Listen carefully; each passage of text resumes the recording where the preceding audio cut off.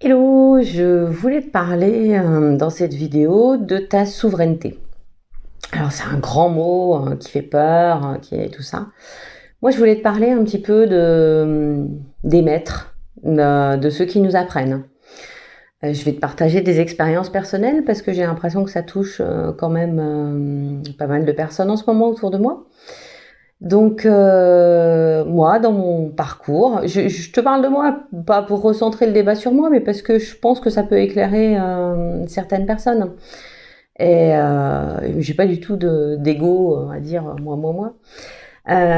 Donc, moi, dans mon parcours de formation, dans l'énergétique, dans tout ça, j'ai rencontré plusieurs fois des gens qui m'ont appris, des maîtres. Et tant que j'étais pas sûre de moi, en fait, j'avais besoin d'aller chercher des maîtres et puis d'appliquer une méthode et puis de me sentir rassurée par un cadre, un protocole, tout ça. Et puis, bon, il se trouve que j'ai quand même un caractère assez trempé. Et en fait, rapidement, je me sentais emprisonnée, je sentais ce qu'on voulait me faire rentrer dans un moule, dans un cadre avec un besoin de contrôle. Et alors, bah, moi, par exemple, me concernant, le contrôle sur moi-même, c'est un dossier qui est vachement actif. Et du coup, à chaque fois qu'il y a une pression sur quelqu'un qui veut me contrôler, ça fait niaou. Et bon, bref, ça ne veut pas, mais pas de souci. Et donc, je remarque en fait que il y a pas mal de personnes qui vivent la même chose que ce que j'ai vécu auparavant, c'est-à-dire on rencontre un maître qui nous forme et on apprend des techniques, on apprend qui nous emmènent sur un chemin d'éveil en fait. Et puis après vient le moment en fait où on doit prendre du recul et on doit faire nôtre les techniques qu'on a apprises, l'état d'esprit qu'on a appris pour finalement faire, enfin moi en l'occurrence, j'ai pioché dans bien des formations et bien des discours pour faire finalement du cristal. Voilà.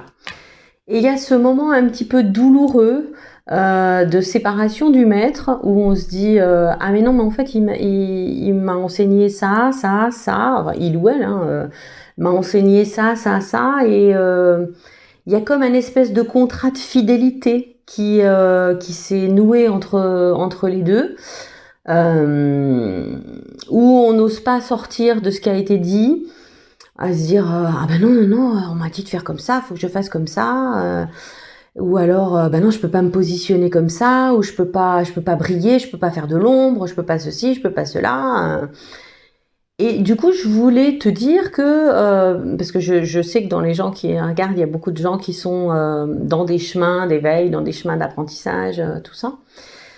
Et c'est ok. Et même ce que je vous dis, moi, en fait, surtout, écoutez, mais et puis dépêchez-vous d'oublier, en fait. Parce que il n'y a pas de dogme, il n'y a pas de. Chacun doit prendre ce qui lui est utile, là où ça lui est utile pour se construire.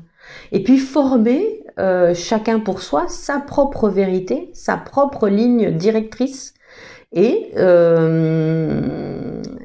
et son propre soi. Enfin voilà, chacun va briller de sa propre lumière, qui sera pas exactement de la même tonalité que la lumière de l'autre, et tout va bien.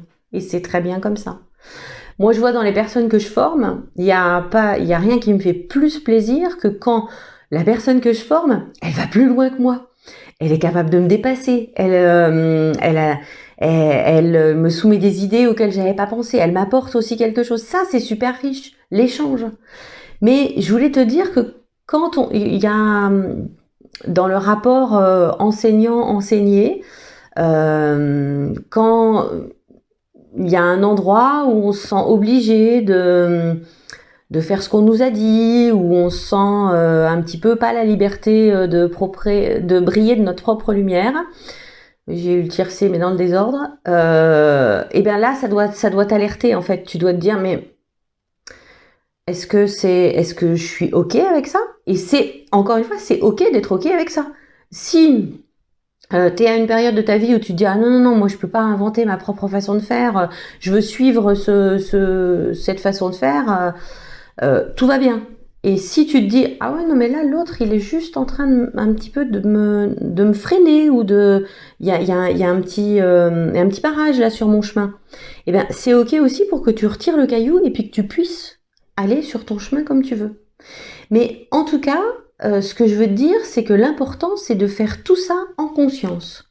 C'est-à-dire que tu peux être d'accord en conscience ou pas d'accord en conscience, mais ce qui compte, c'est que tu le fasses en accord avec toi-même, avec qui tu es, avec quelles sont tes aspirations et ce que tu attends de la situation.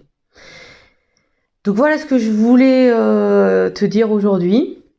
Sens-toi libre, garde ta souveraineté à l'intérieur de toi, parce qu'en fait, personne d'autre n'est légitime à part toi pour te dire ce que tu as à faire et où est-ce que tu dois te positionner. Voilà. Donc, rayonne de ta plus belle lumière et à bientôt. Bye bye.